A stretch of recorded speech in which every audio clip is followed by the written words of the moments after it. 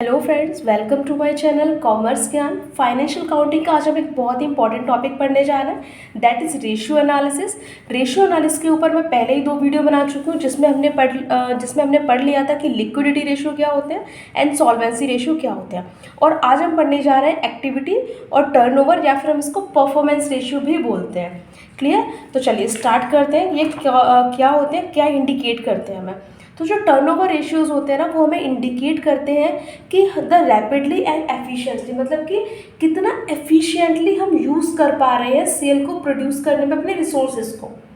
दोबारा से सुनिए, सेल को प्रोड्यूस करने में कितना एफिशिएंटली हम रिसोर्सेज को यूज़ कर पा रहे हैं। रिसोर्सेज क्या हो सकते हैं? स्टॉक हो सकता है, हमारी वर्किंग कैपिटल होती है, ये हमारे रिसोर्सेज होते हैं। तो इनको हम कितना एफिशिएंटली यूज़ कर पा रहे हैं। क्लियर? ये हमें रेशियोज बताएंगे। तो कौन कौन से रेशियो के थ्रू हम टर्नओवर रेशियो पता लगाते हैं? फर्स्ट हमारा इन्वेंट्री और स्टॉक टर्नओवर रेशियो। ये हमें क्या इंडिकेट करता है कि जो स्टॉक है हमारा वो एफिशिएंटली यूज हो रहा है या नहीं हो रहा है। क्लियर? और ये हमें क्या शो करता है? वो स्पीड शो करता है with which the stock is rotated, मतलब स्टॉक जो है वो सेल को प्रोड्यूस करने में कितनी बार यूज हुआ है। क्लियर? नो, दोबारा से सुनिए। जो हमारी सेल होती है ना, सेल को बढ़ाने में कितनी बार हमने स्टॉक को यूज़ किया है।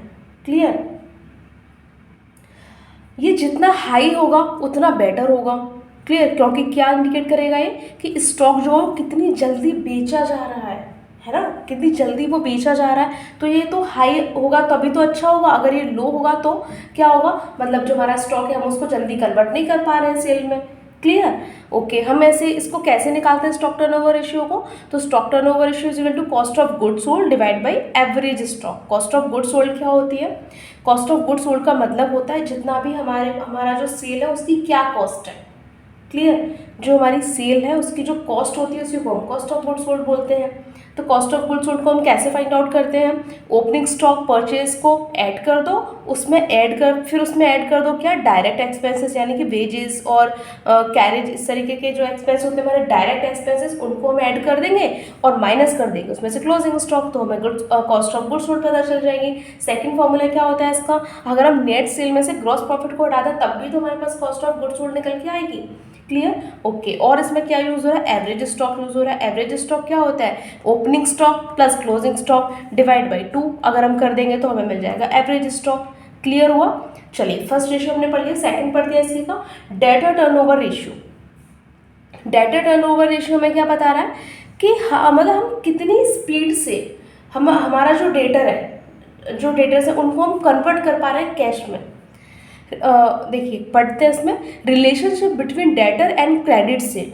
ओके, इंडिकेट क्या करेगा? The speed with which the amount is collected from debtor, कितनी स्पीड से हम वो अमाउंट कलेक्ट कर पा रहे हैं अपने डेटर से। निकलेगा कैसे? Debtor turnover ratio is equal to net credit sale. Net credit sale आपको पता है, टोटल सेल में से आप अगर जो सेल रिटर्न हुई है उसको माइनस कर देंगे तो क्या मिल जाएगा हमें? Net credit cell. और डिवाइड किससे कर देंगे उसको? एवरेज डेटर से। Average debtor plus average bills जो रिसीवेबल होते हैं वो एवरेज कैसे निकलेंगे? Debtor opening debtor plus closing debtor divide by 2 कर देंगे हम। क्लियर? ओके, तो यहाँ पे हमें डेटर टर्नओवर रेशियो पता चल जाएगा। उसके बाद हम निकालते हैं average collection period. Average collection period क्या निकालता है? हमें बताता है, वो टाइम बताता है कितने टाइम में हमें कैश वहाँ से रिसीव हो रहा है अपने डेटर से। तो वो कैसे निकालेंगे हम? Trade receivable divide by net credit cell into 365, क्योंकि 1 ईयर में 365 डेज होते हैं तो इसलिए।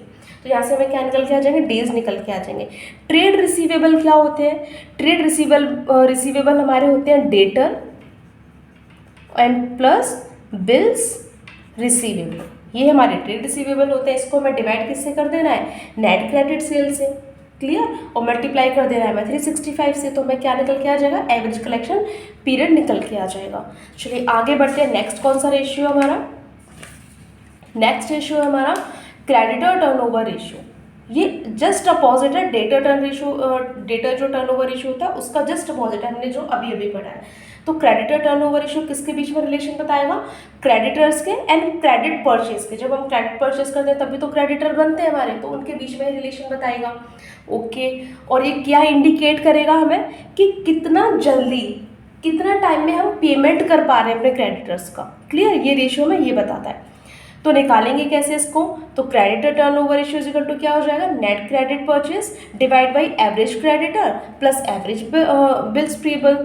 क्लियर, जैसे हमारा पहले था वैसे यहाँ पे हो जाएगा, बस बिल्स रिसीवेबल की जगह पे बिल्स पेबल हो जाएगा और डेटर की जगह पे क्या हो जाएगा, क्रेडिटर हो जाएगा। ओके, क्या इंडिकेट करेगा, the speed with which the amount is being paid to creditor, वो स्पीड, किस स्पीड से हम अपने क्रेडिटर्स को पेमेंट कर पा रहे हैं।